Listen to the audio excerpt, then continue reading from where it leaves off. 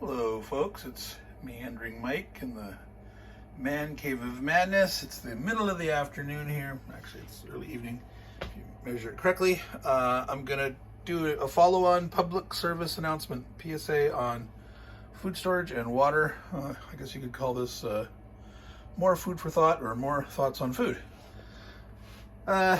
So I showed you a lot of the different kind of food storage items that I like to stock, because again, the idea is to store what you eat and eat what you store. Here's a few more products, an example of the kind of things I like to store.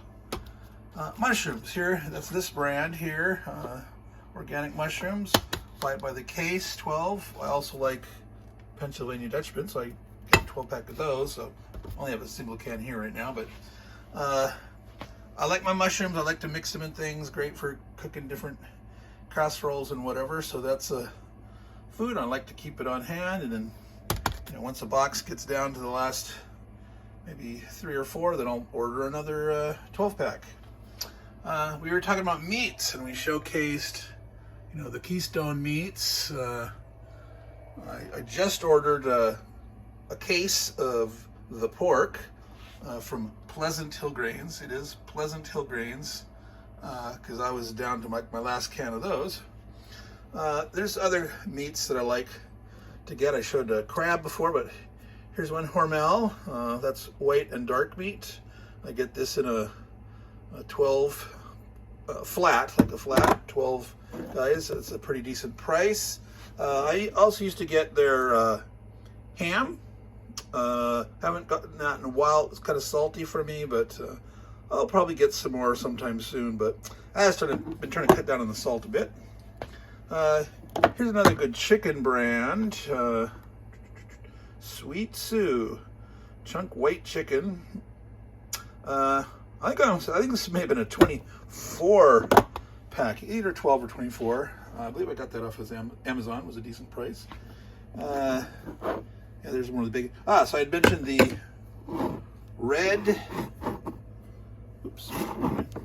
red feather brand pure creamery butter.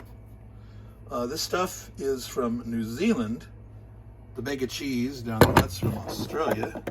So all these nice down under guys. So that's a nice big 12-ounce can. This stuff's pretty expensive, especially right now after the things that's going on lately with the world shipping supply, etc. But this is nice stuff. Here's an interesting storage idea. Egg crystals. Now, these are not egg substitutes. This is not fake eggs. These are real eggs, freeze-dried down into crystal form. Egg crystals. All you have to do is add water. For every 2 tablespoons of crystals, you just add 3 tablespoons of water, and that's equal to 1 egg. This stuff is really good. It's really tasty. Most people can't tell the difference, and I usually mix a couple of real eggs in with this stuff when I make it. So this whole package here is equivalent of 12 eggs. So that's like a dozen eggs. The price of this is going to be more expensive than a dozen eggs. Now, I usually buy good eggs. You can buy your cheap eggs, for maybe $2.50 or $3 a dozen. I like to get the pasture-raised, cage-free, free-range, organic, etc., Pay a little more, pay $5, maybe even up to $6. But for a dozen eggs,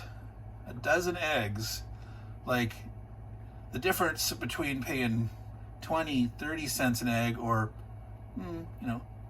40, 50 cents an egg, it's really not that much. So I'm willing to pay more for that to get a good quality egg. And it's been shown that good eggs, fresh raised, they're better for you. They have more omega-3s, etc. Less stressed out chickens, better eggs, all that stuff. It's not just marketing hype, it's real. Now, I do not know how these dehydrated eggs compare nutritionally.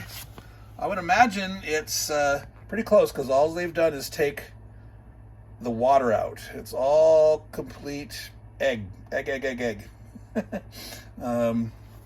And again, like I said, they cook up like normal, they taste like normal. So these are great for backpacking because it's so light, right? You're not going to take a dozen eggs with you on a backpacking trip, but you could easily take a dozen eggs with you this way. All right, so olives. I love olives. Olives have gotten darn expensive, especially when they're already pre-sliced. You can get the bigger ones. The bigger the jumbo olives, you know, there's more water in there. You got to always pay to the net weight. Calculate by the dry weight instead of the net weight. The dry weight, not including the liquid. Figure out your price per ounce. Oftentimes these are not a good deal, but in this, I'll shop around the different brands for olives and find one. And so again, like I got a 12 pack of these because I like putting olives in, you know, my spaghetti. I even put it in tuna noodle casserole. All sorts of different things, like, you know, making nachos, whatever. You know, you wanna have a lot of storage food, but like you want to eat it, and you want stuff that you're going to use for good meals. Another thing, I like to stock stag chili. Different brand. There's some flavors, different varieties. I usually get 6 or 12 packs of these. I like artichokes. You can get artichoke hearts, artichoke quarters. Artichoke bottoms, to me, are a little better, a little easier to use. This particular brand turned out to be not quite as great. They didn't do as good a job trimming off. There's some slightly harder, tougher spots on them that you'll want to trim yourself. I'm trying to remember the brand that I really liked that was hard to find. But artichoke bottoms are great. I like those. Put them in lots of different things. Okay, so I think that's it for the additional foodstuffs that I wanted to mention, additional ideas. Now I want to talk about water. I'd mentioned that in one of my earliest videos, I'd shown a picture of, yes, I really do need all these board games. A picture of the water bricks. I didn't bring them upstairs here because, you know, they're heavy. I have 8 of them. They stack real well. It's a great way. You do want to, things stored in plastic of whatever variety, you know, you're going to want to pour it out or use it to water your lawn or whatever, your garden. Fill them up, you know, every 6 months, a year at the worst, maybe every 3 months. Get fresh water so it's not just sitting in the plastic all the time. You know, most of these plastics are supposed to be, you know, safe, but still, I think there's, you know, some chemicals leaching in there over time, if especially if you're in a place where the temperature varies a lot. You're supposed to store these in a cool, dry place. This particular jug here, it's empty right now, so I brought it upstairs here in the man cave. This is from Australia. This is a ProQuip water jug. It's a nice sort of sleek design, sort of looks military, but it's, you know, it's not a typical. A lot of military water containers are like metal. And there's a spout inside here. No, you don't attach it here. This is the let the air out, because if you attach this thing here, you screw this out, you screw the spout that's inside here into here, and then if you have your whole thing sealed up and you're using the spigot here, if you don't have the air vent open, you create a vacuum inside as the water's coming out, no air's going in, and eventually it'll stop working. You know, the water will not come out anymore unless you know, open it here. You just leave this open. It's a small little hole there.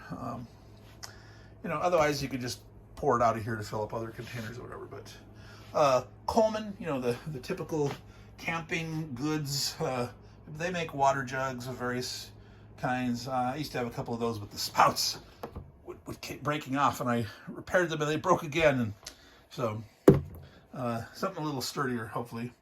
I'm going to talk about, so I mentioned, you know, storing water to use, both for drinking and for such things as, you know, washing or cooking. You know, if you're making your pasta, you're reconstituting your refried beans. And it reminds me, I'm going to go back for a second, another food for thoughts on food. I had mentioned fats. I started talking about butter. Another great thing to add to refried beans is actual lard or tallow. Yeah, get yourself some good quality, maybe organic pork lard or beef tallow. You might even get lamb tallow, I don't know. But I'm telling you, you take these things, you measure it out, you put it in your boiling water, and you put in a couple of teaspoons or tablespoons of lard or tallow or butter, depending on how much you're making and what kind of.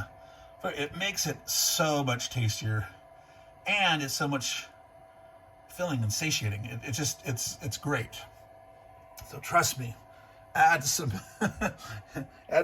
fat into those refried beans. All right. So back on the water. Besides, the general wisdom is you want to store absolute minimum 3 days worth of water. Much better to have at least 7. And it's normally 2 gallons per person in your family. If you live in a hot climate, you better have an extra gallon per person. Got to stay hydrated. Now, some people just store water bottles. That's fine. I don't like buying too much water bottles, wasting a lot of plastic. I do make an exception for Fiji water. Now, I'm not going to tell you that it tastes better, but I'm going to tell you the feeling on the tongue, for me, the texture, the thickness of the water feels different. It feels thicker, and I really enjoy this water. I don't drink it like water. I do, because it's water. My parents used to I'm going to stop drinking so much meat. Don't drink milk like it's water. Well, as a kid, I loved milk. I don't drink milk anymore, but so I don't drink this all the time, but sometimes I just get a craving for it. Now, why is it different? This Fiji water comes from Fiji. It comes from the volcanic aquifers. Underneath the island, they pump that stuff out, and it has a lot of natural silica in it.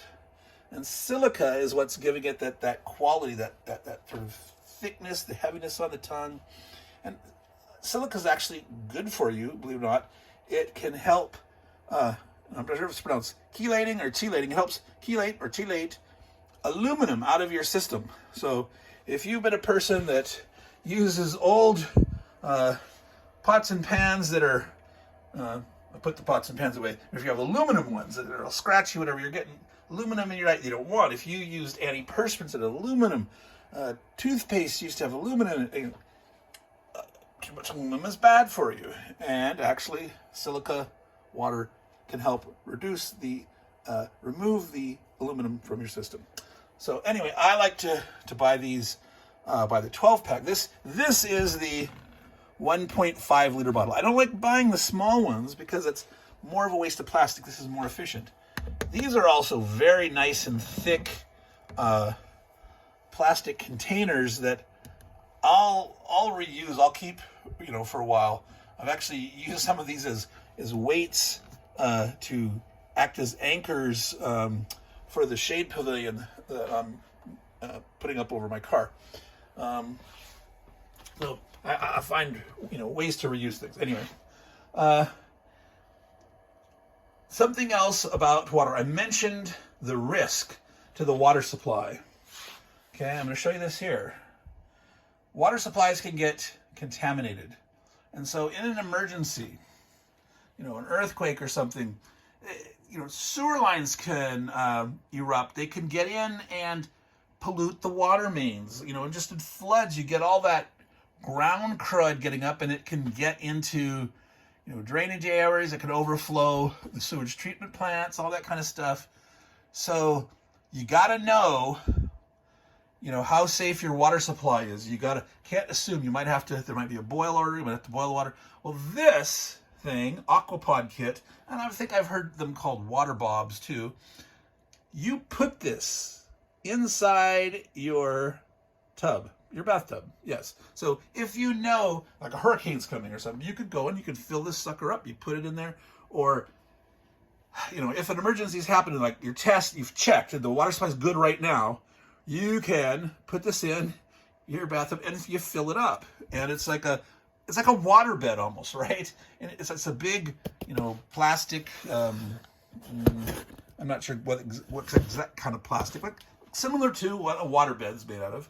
And the tub, holds it in together so the sides don't spread out all over. And you fill up this sucker and you cap it off. I do not think it's a closed thing with a spout or whatever.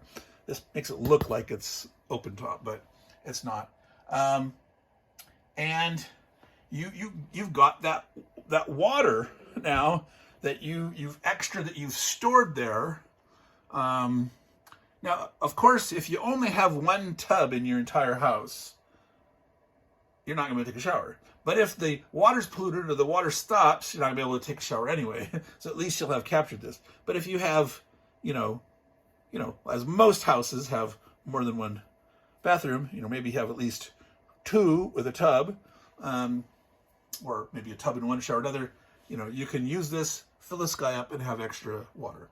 All right, so that is my additional thoughts on additional food for thought, my discussions. Oh, yes, I also wanted to mention other beverages. Besides water, you might want to have some other beverages. Now, this is a very healthy beverage, right? Low sodium V8. It's good for you. It's tasty. I get these, wow, is it a 6-pack or 12? I can't remember. Yeah, I get these in 12 at a time. It's not a bad price on, these things are very expensive if you buy them individually in the store. Something else you could consider is actually your own soda. Now, this is a CO2 container. This one's empty. But it's held 60 liters worth of, compressed CO2. These SodaStream they have different flavors. Berry mix. I like the root beer. I don't like their colas as much. They have diet flavors and regular flavors. And the diet is not aspartame, it's sucralose. So depending, some people don't like certain artificial sweeteners over others. I don't drink a lot of soda, but these are good that you can make them as sweet. You can do like a half. You fill up this cap full, you fill up another bottle with water, and then you inject it with the CO2. And make sure you inject CO2 only in plain water, because if you put something like this or anything in, and then other than just water, and you go to inject the CO2 in there, it is going to fizz over and just make a total mess. So follow the instructions. Really easy to follow the instructions. But on average, these are much less, over 12 ounces here, the normal serving size, only 60 calories. Some of these only have 40 calories. And you can make it less sweet. There's like 3 marks in there for less sweet, the average, and more sweet. I usually make it in between less sweet to average. And half the time anyway, I water things down more. I put ice and a little bit extra water and stuff, because I don't need it too sweet. I just want it flavored a bit. So these are a great substitute for actual sodas, and you can make them at home. These are supposed to be refrigerated once you open. Afterwards, they're not. If you don't have power and you don't have refrigeration, this will still be good for a week or two. If the power doesn't come back in a week or two, you have all sorts of problems, right? But if the power is going to come on in 3 days to a week, you could still be making, your kids could have soda, you could have soda. You don't have to live just on bread and water or MREs. I didn't talk about MREs. Okay, meals ready to eat. I used to stock MREs. Most of them aren't that tasty. Maybe half the entrees, at least for me, half the entrees are okay, half are not. If you buy a normal box, you get a mix, and you don't have a choice. There's usually like 1 or 2 different boxes, an A box, a B box.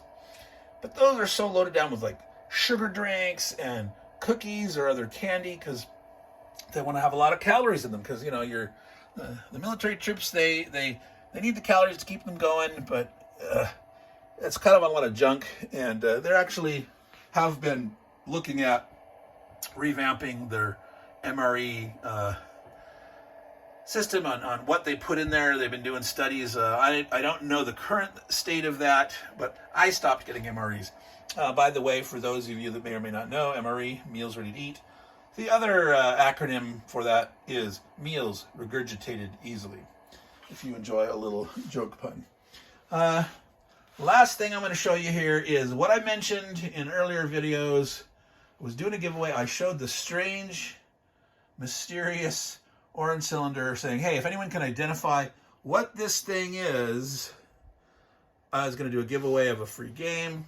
No one was able to identify it. Now, if you zoomed in a high-res picture, you would have been able to see part of that image here, this half, and you might have been able to figure out what it is. But it is a water gel fire blanket. Now, water gel is a brand of fire treatments. Like, you burn your hand and you put a water gel thing on it and it helps relieve the pain. And there's like a gauze pad with the gel in it. It's really good for first degree or second degree burns. You wouldn't want to use it on a major third degree burn. You need medical treatment. However, this thing is designed to use in the ultimate emergency. If someone is on fire, you can open this up, rip open that pouch, and pull out a full-sized blanket. I don't know if it shows the dimensions on here anywhere, but the whole thing is just coated with this water gel. And so you would be able to put them out, right? And extinguish the flames. You can also use this to try to exit a burning building. If you're trapped somewhere, it's like, oh no, I'm gonna have to, there's flames licking around. You might you might have to run down the hallway or climb out the windows, and there might be flames licking up the side of the house or something. You put this on like a shawl, you put it over yourself, try to protect yourself to get out. Now, again, I don't recommend you use this to say, I'm going to go back into the burning building and, rescue Fluffy the cat or something. The general wisdom is never re-enter a burning building. Of course, some people are going to do it anyway, but, if you had to do it, or someone's trapped in a car and you're going to try to save them, this thing could be a lifesaver. This ain't cheap. I have one that I keep in the house. I have one that I keep in my car. I really don't think many preppers have something like this, but as a Boy Scout, when I saw this, okay, I have to have that. I just, yeah.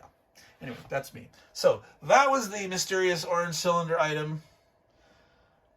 So no one got that. I am doing another giveaway. If you look on my past videos, there's a giveaway of an item with a plushy dude sitting in a bookcase, and if you can identify that dude and where he's from, that giveaway is still open, and that's open to any subscriber. Just go there, subscribe, like that video, and put in the comment who you think it is. You can search it, find it on my channel, and if you're right, you will win a free game. I have a number of duplicate games in this crazy huge collection of stuff here, and I would give the winner a list. They could pick one and I'd ship it off to them.